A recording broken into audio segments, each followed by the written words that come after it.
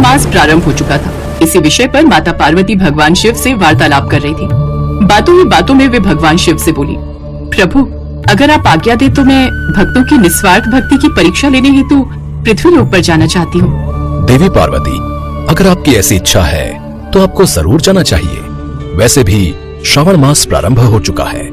ये अति उत्तम समय है भक्तों की परीक्षा लेने के लिए। मुझे आज्ञा दीजिए स्वामी।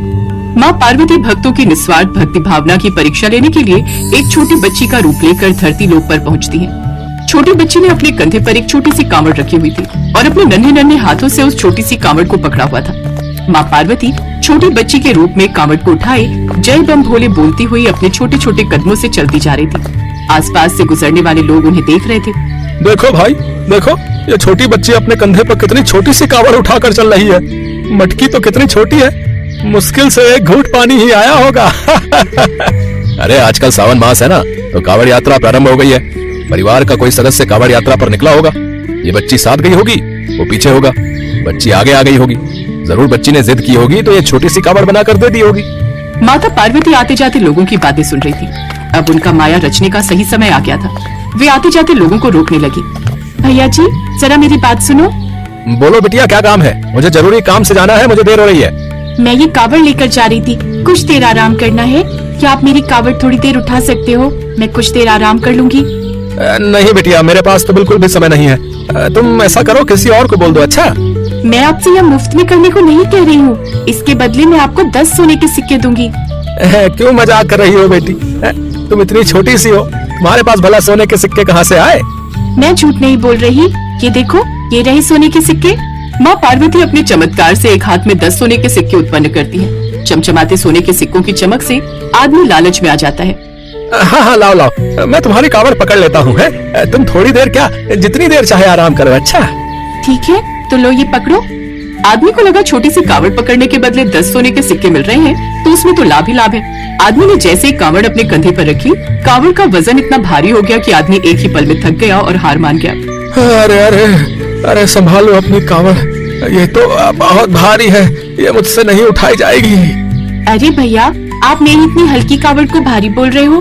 जब मैं इतनी छोटी बच्ची से उठा सकती हूँ तो आप क्यों नहीं? फिर आपको अब ये सोने के सिक्के नहीं मिलेंगे। अरे कोई बात नहीं, अपने कंधे थोड़ी ना तोड़ने हैं इतनी भारी कावड़ उठाकर। अब तुम और किसी को बोल दो। अच्छा। माँ पार्वती हंसने लगती है। उन्होंने जानबूझकर कावड़ का वजन बढ़ा दिया था। उसके बाद बहुत से लोग सिक्कों के लालच में कावड़ उठाने के लिए रुकते, पर स्वार्थी लोगों के लिए वो कावड़ भारी हो जाती थी। माँ पार्वती तो भक्तों की परीक्षा ले रही थी। कौन जानता था कि वह छोटी बच्ची स्वयं देवी पार्वती है। चलते चलते माता पार्वती बहुत से लोगों की परीक्षा ले चुकी थी, पर अभी तक इस परीक्षा में कोई भी सफल नहीं रहा था।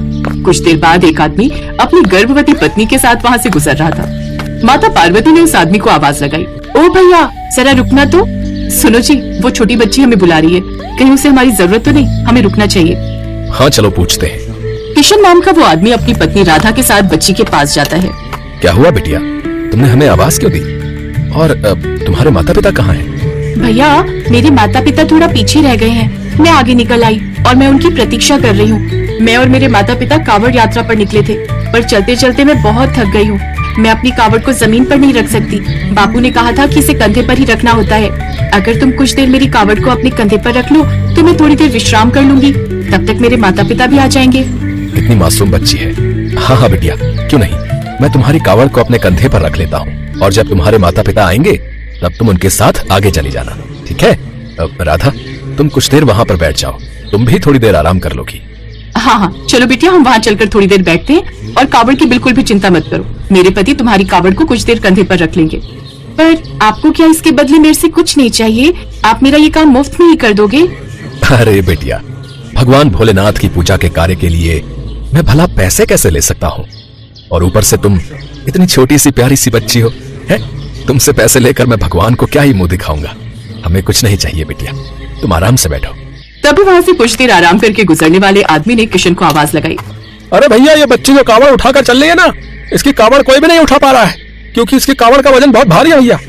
ये तो हमसे भी नहीं उठी, तो तुम भला कैसे कंधे पर उठा पाओगे? बदले में तो ये बच्ची हमें सोने के 10 सिक्के भी दे रही थी। जब कावड़ ही नहीं उठा पाए तो सोने के सिक्के भी हाथ से चले गए। मेरा काम तुम्हें बताना था, कावड़ उठाकर पहले ही मेरा कंधा दर्द हो गया। अब थोड़ी देर आराम करके अपने घर जा रहा हूँ, बाकी तुम्हारी मर्जी। हाँ ये सच है, मैंने सबको यही कहा था कि 10 सोने के सिक्के दूंगी। अगर आपको चाहिए तो मैं आपको भी दूंगी। नहीं नहीं बिटिया, मुझे कुछ नहीं चाहिए। मैं तो बस भगवान भोलेनाथ के कार्य में सेवा दे रहा हूँ, और सेवा का कोई मूल्य नहीं होता।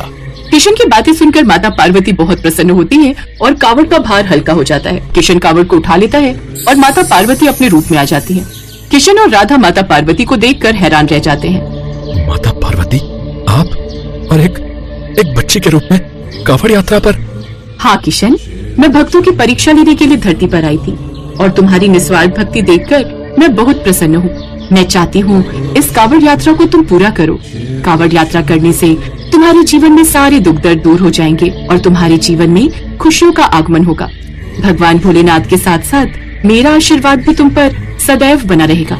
जाओ किशन, इस कावड़ यात्रा को पूरा करो। मेरी कृपा से मार्ग में तुम्हें कोई कष्ट नहीं होगा। किशन और राधा को आशीर्वाद देकर माँ पार्वती अंतर्ध्यान हो जाती है और भगवान शिव के पास कैलाश लौट आती है। भगवान शिव भी कैलाश पर्वत पर बैठे माँ पार्वती की इस पूरी लीला को देख रहे थे। किशन राधा को घर भेज देता है और खुद वहीं से कावड़ यात्रा को पूरा करने के लिए निकल पड़ता है। किशन बहुत खुश था कि आज साक्षात माँ पार्वती ने उसे दर्शन दिए। किशन कावड़ यात्रा पूरी करके वापस लौटता है। राधा के साथ मिलकर मंदिर में शिवलिंग की पूजा करता है। किशन ने सपने में भी नहीं सोचा था कि वो कभी कावड़ यात्रा पर भी जाएगा। किशन और राधा की निस्वार्थ भक्ति ने आज उनके जीवन को सुख समृद्धि से भर दिया।